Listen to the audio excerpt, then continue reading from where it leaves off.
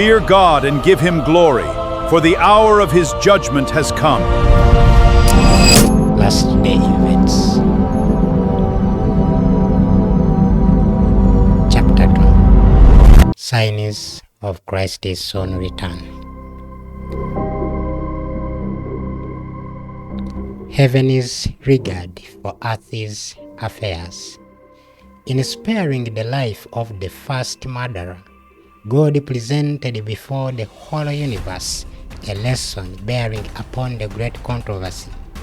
It was his purpose not merely to put down the rebellion, but to demonstrate the nature of rebellion. The holy inhabitants of other worlds were watching with the deepest interest the events taking place on the earth. God carries with him the sympathy and approval of the whole universe as step by step his great plan advances to its complete fulfillment. The act of Christ in dying for the salvation of man would not only make heaven accessible to men, but before all the universe it would justify God and his Son in their dealing with the rebellion of Satan. The whole universe is watching with inexpressible interest the closing scenes of the great controversy between good and evil.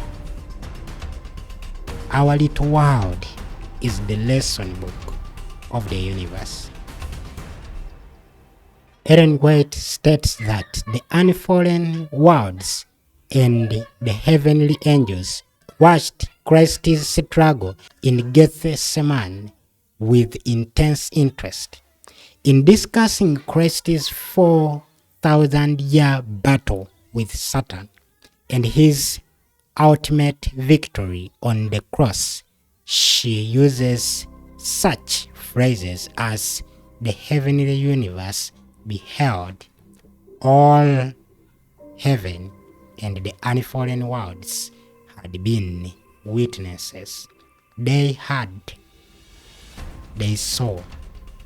Heaven viewed. What a sight for the heavenly universe. Fear God and give him glory, for the hour of his judgment has come.